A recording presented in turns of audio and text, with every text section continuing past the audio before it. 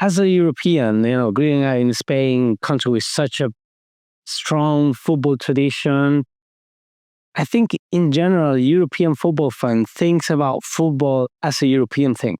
And you hear a lot of fans saying, they don't agree with extending the World Cup to have so many nations.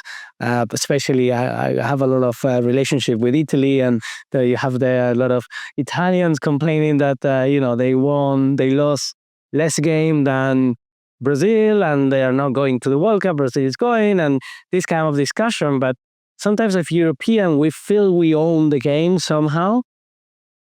But football is really a global game. Do you see differences between the passion that you see in places like Asia, Europe, or Africa? I don't see a difference in the passion. The degree of passion and follow-up is there all over the place. And the experience I had, even myself opening up to that, I can understand why Europe is the epicenter for so long, and it still is today. There's a maturity of the football sector development. The game was created in England, at least its modern form, and the performances at the World Cups, and of course the Champions League being created in the 50s.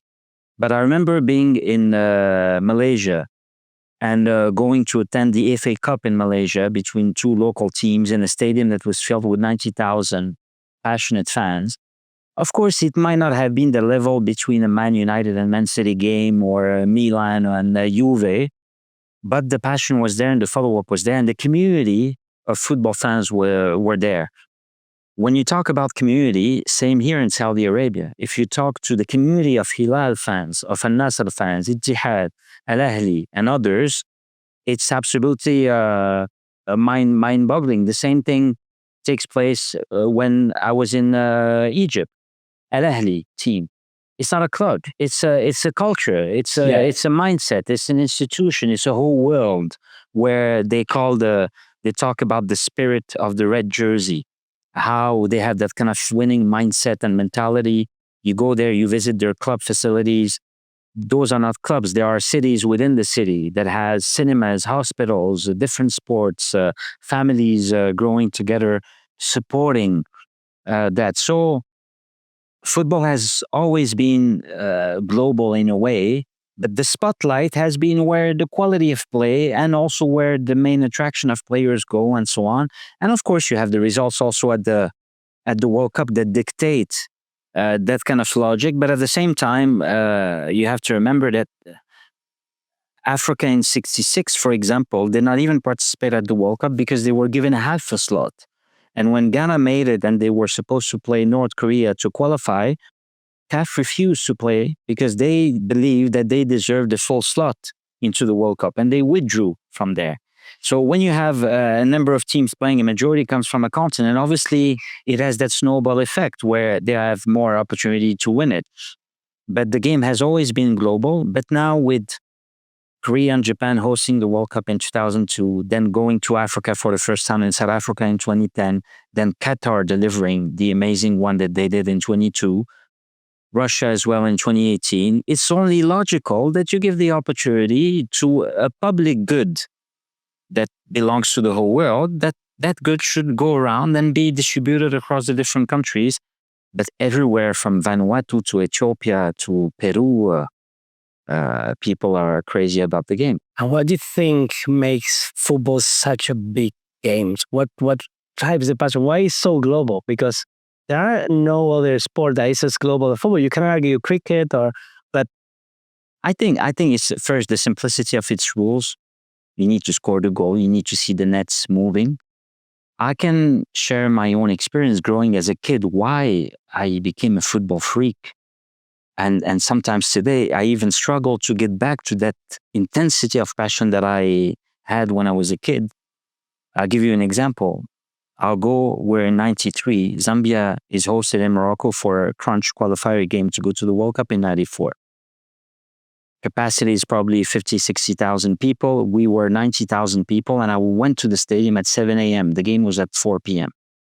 And I couldn't sleep but just think about that game.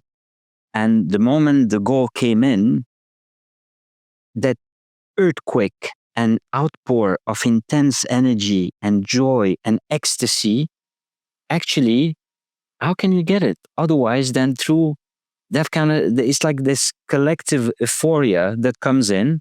And at the same time, it's a reflection of society whereby football allows you to shout, lose it, be angry because your team lost. And it's also like dealing with the social problems that you have and what you're doing in your life.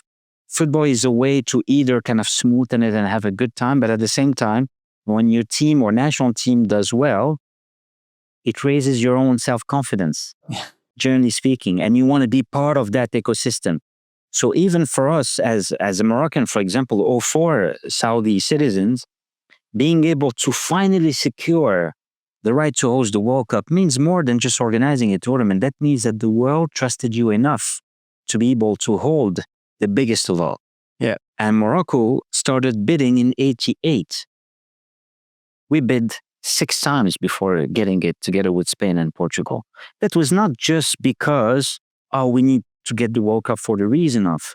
One of the reasons was, I remember in 1986, watching a game on television with my dad. I was 7. And we beat Portugal, Morocco, and qualified to the second round for the first time. An African and Arab team made it to the second round. Went into the streets, hundreds of thousands of people kissing each other, loving each other. And from that, you realize, and I was 7, it's like, wow, this is powerful. And I just never found in my life anything else as powerful as that. And so it's a kind of reflection of all of that. And sometimes when you grow older and have the opportunity to work in that game, sometimes you lose that naive approach to it and you're less innocent because you know the politics of it and how tough the ecosystem can be, and people are not always well-intentioned to develop the game. Sometimes they are more seeking the spotlight. And you realize that I was really nuts when I was younger and crazy about just that ball going through the line and hitting the net. And when you look at the World Cup, what it does, a vast majority of people, when they watch the World Cup, they probably don't even follow in between. But the World Cup is the World Cup. And you have that global village feeling where whenever you are in a host country or city, everybody knows you're there for the same reason than there. That is something that's magical. That's magical. The magic comes from there, beyond the competitive nature. You want to be winning, but there are sometimes where I think, yeah, okay, you just won. So what now? Your life is still the same. You wake up, you're gonna have breakfast, deal with your problem, go to work. But in the case of Morocco reaching the semifinal, mentally speaking, that triggered something else also back home, in the sense that yes, we were able to make it.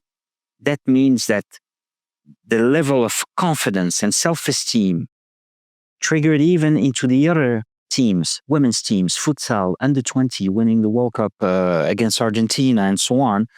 A bit like it reminded me when France won it in '98. They were not winning that much at that time, even though they had a great team. And then it started being a kind of regular happening. And then, it's the pride that goes with it. It develops also that kind of entrepreneurial spirit and the love for the game, and even in terms of practice.